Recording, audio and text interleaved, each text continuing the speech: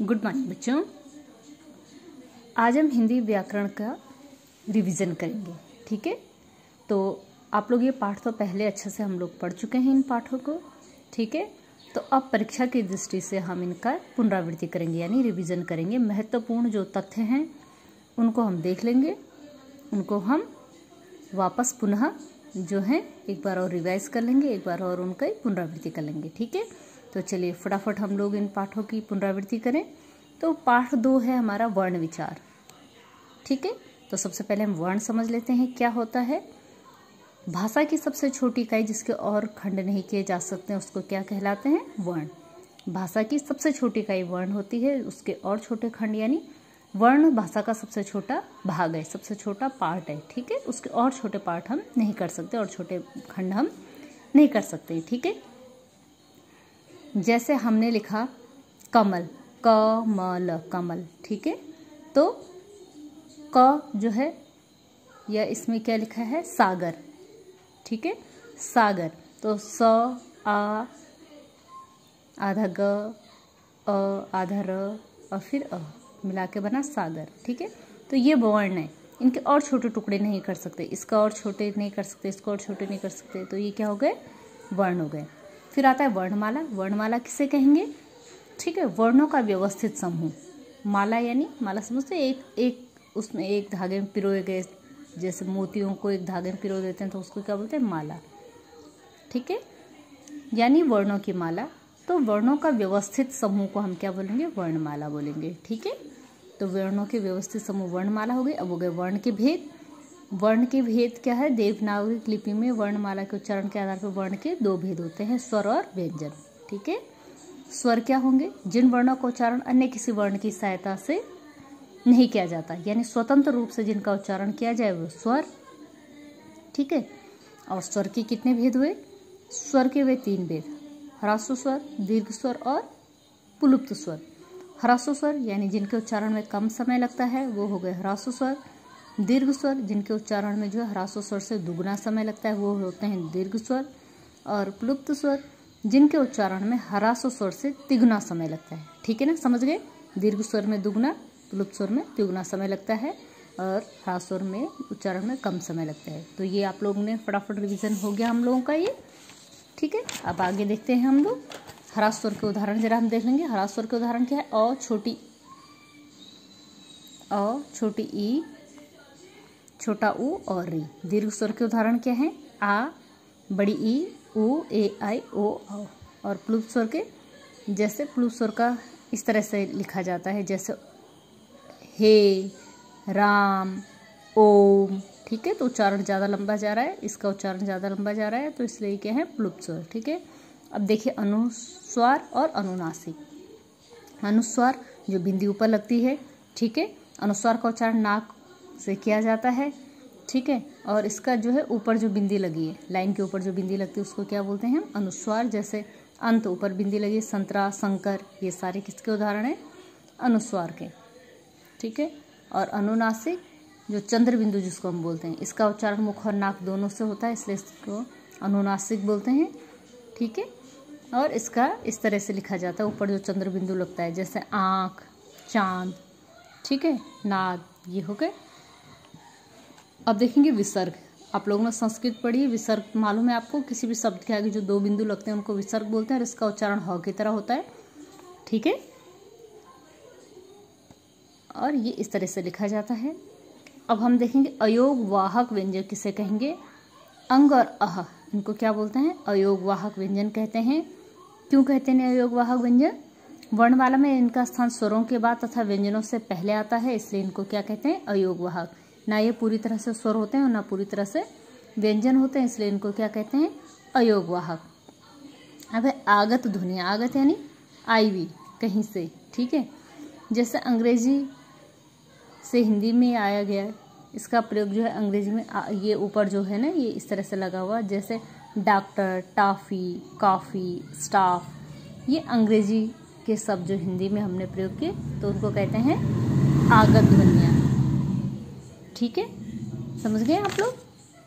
अब व्यंजन देख लेंगे हम कि व्यंजन क्या होता है। जिन स्वरों का उच्चारण जो है जिन वर्णों का उच्चारण स्वरों की सहायता से होता है उनको व्यंजन कहेंगे। ठीक है, व्यंजन के भेद हो गए स्पर्श व्यंजन, अंतस्थ व्यंजन, ऊष्म व्यंजन और, ठीक है, 3 प्रकार के हो गए। 3 प्रकार के हमारे स्वर होते हैं और 3 प्रकार के हमारे व्यंजन होते हैं। ठीक, स्पर्श व्यंजन जिन व्यंजनों का उच्चारण कंठ, होंठ, जिह्वा या किसी भी मुख के किसी भी भाग को स्पर्श करते हुए जब उच्चारण हो, जिन व्यंजनों को, उनको स्पर्श व्यंजन कहते हैं।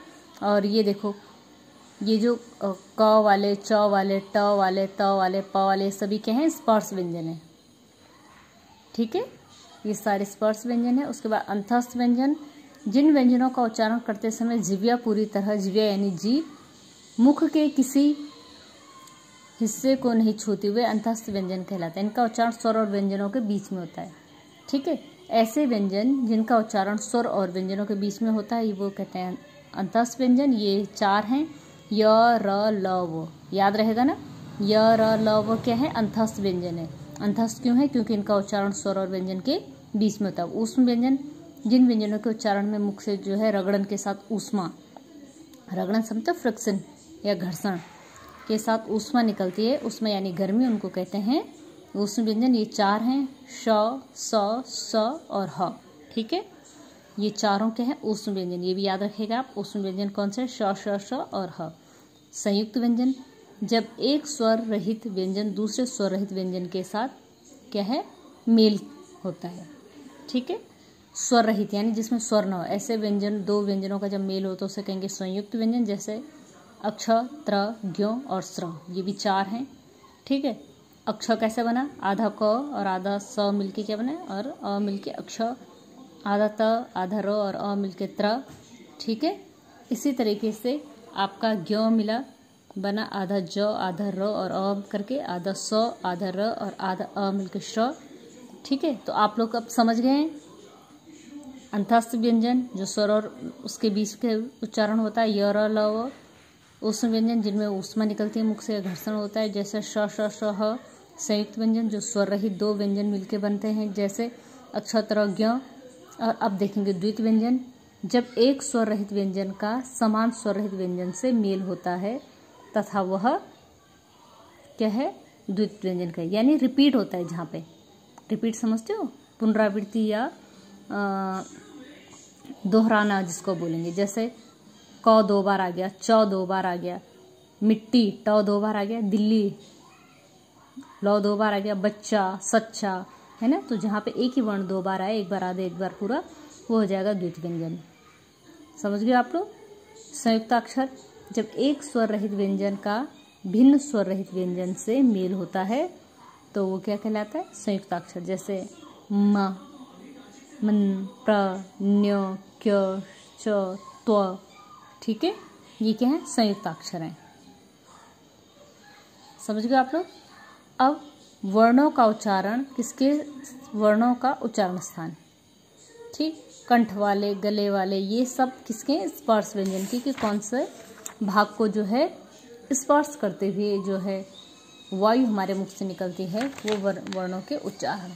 ठीक है, सघोष और अघोष स्वर की ध्वनियों के हिसाब से देख लीजिएगा आप। स्वर ध्वनियों के कंपन के आधार पे व्यंजनों का क्या भेद? स्वर ध्वनि कंपन, गले में जो स्वर ध्वनि होती है ना, जो हमारा कंठ होता है, उसमें कंपन के आधार पे हमारे होते हैं 2 प्रकार के, सघोष और अघोष। ठीक है, सघोष क्या हो गया?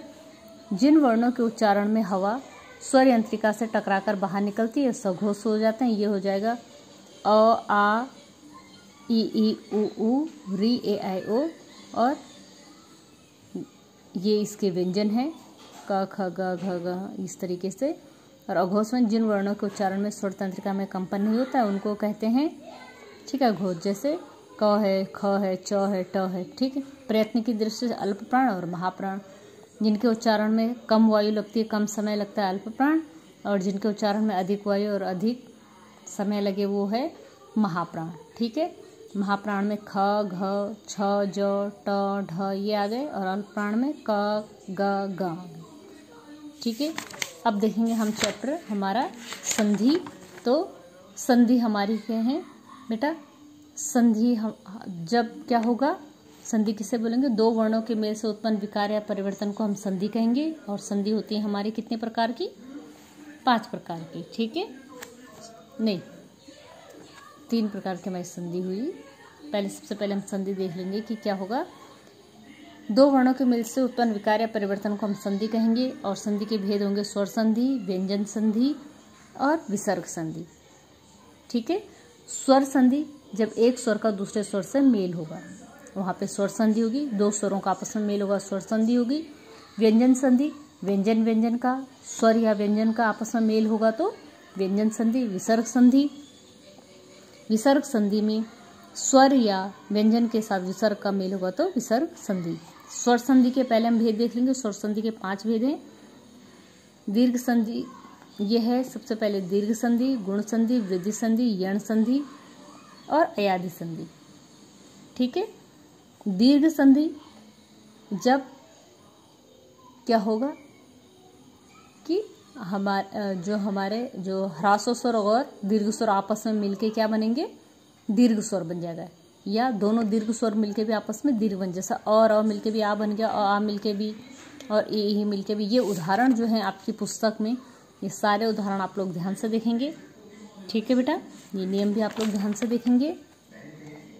आ मिलके भी आ बनता है, छोटी ई मिलके भी बड़ी ई बनती है और बड़ी ई मिलके भी बड़ी ई बनती है। इसी तरह से ऊ भी छोटा ऊ तो ऊ बनेगा और बड़ा ऊ मिलके भी ऊ बनेगा। ठीक है। तो कुल मिला के बात यहाँ पे ये हुई वृद्धि संधि में कि ह्रासव स्वर या दीर्घ स्वर दोनों मिलकर हमेशा दीर्घ स्वर ही बनेगा, इसलिए इसको दीर्घ संधि कहेंगे। और इसके उदाहरण आपकी पुस्तक में ये सारे उदाहरण आप लोग देख लेंगे। हमें गुण संधि में क्या होगा, अ या आ का ई या ई से मेल हो जाएगा तो उसके स्थान पे क्या आ जाएगा, ए आ जाएगा। ठीक है। और ऊ से मेल होने पर ओ तथा री से मेल होने पे अर हो जाएगा। ठीक। उदाहरण के लिए हम देख लेंगे। अ के साथ ई आया तो ए हो गया, जैसे भारतेंदु, भारत प्लस इंदु तो भारतेंदु। अ के साथ ई आया तो ए हो गया, जैसे नरेश, नर के साथ ई आया तो नर, अ का उच्चारण हो रहा है और ई मिलके नरेश। ऐसे ये बाकी के हैं, आ और ई मिलके ए, महा इंद्र तो महेंद्र, महा आ और ई मिलके ए हो गया महेंद्र। ठीक है। ये सारे उदाहरण आप लोग देखेंगे अपनी पुस्तक में और इनको जरूर करेंगे आप लोग। ठीक है बेटा। वृद्धि संधि देखा आपने, जब क्या होगा अ या आ के बाद ए या आई आएगा तो क्या हो जाएगा, ओ आ हो जाएगा। ठीक, समझ रहे हो। दीर्घ संधि में हमारा क्या था, सबसे पहली जो संधि मैंने आपको बताई थी दीर्घ संधि, उसमें मैंने आपको क्या बताया था, दीर्घ संधि में क्या होता है कि ह्रास्व और दीर्घ स्वर मिलके दीर्घ बनते हैं या दोनों ह्रास्व मिलके भी दीर्घ बनते हैं। यहाँ पे क्या होगा वृद्धि संधि में, यहाँ पे अलग होगा थोड़ा सा, और आ के साथ क्या मिलना है, ए आई मिल रहा है तो ओ बन रहा है, ये आओ बन रहा है। ठीक, जैसे एक और एक मिलके एक हो गया, एक अ के साथ ए आया तो आई बन गया। ठीक, मतैक अ के साथ आई आया तो आई बन गया। सदैव आ के साथ ए आया तो आई बन गया, है ना। महेश्वर तो महा और आ के साथ ए आया तो आई हो गया, महेश्वर हो गया। ठीक है। जलौघ में क्या हुआ, जल अ और ओ मिलके भी आओ बन गया, है ना। वनौषध वन अ के साथ आओ आया तो फिर आओ बन गया, आओ की मात्रा लगी इसमें।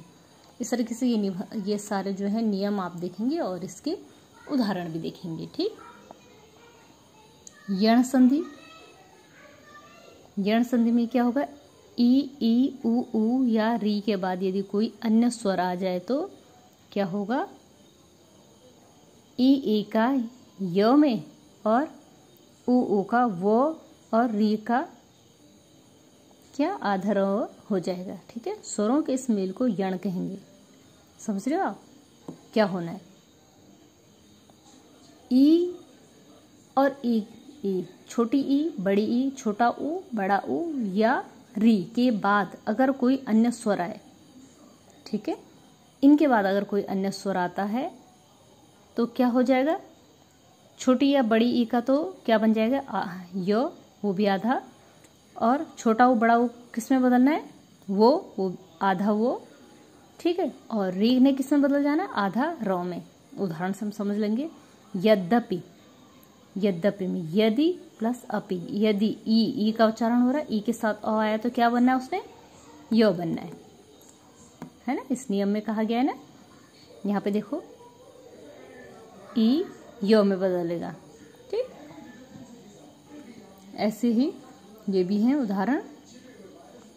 इत्यादि, आदि, ई और ई मिलके क्या बन गया, इत्यादि, तो क्या बनना है, य बनना है, ठीक है। यहाँ पे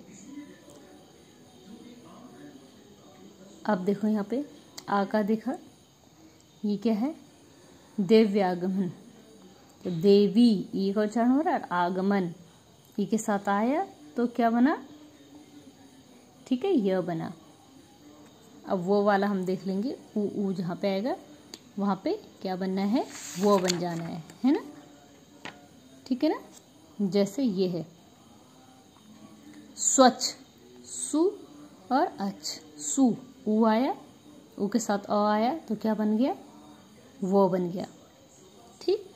स्वागत, सु, ऊ का उच्चारण हो रहा है, और आगत, ऊ के साथ आ आया तो वो हो गया, ठीक, वो में आ की मात्रा। तो यण संधि आप लोग समझ गए बच्चों, ठीक है। अब है अयादि संधि, ठीक। जब ए आई ओ औ के बाद कोई अन्य स्वर आए, इनके बाद कोई अन्य स्वर आए, अन्य स्वर समझते हो, अ आ ई कोई भी आए तो क्या होना है, अय, ओ का औ और औ का आव हो जाना है, ठीक है। जैसे नयन, तो नयन का जब हमने क्या किया, संधि विच्छेद किया तो ने और अन, ने, ए का उच्चारण हुआ और अ का उच्चारण हुआ तो क्या हो गया, क्या होना था, आय हो गया है हमारा, तो ये हो जाएगा यहाँ पे नयन, य आ गया यहाँ पे, ठीक।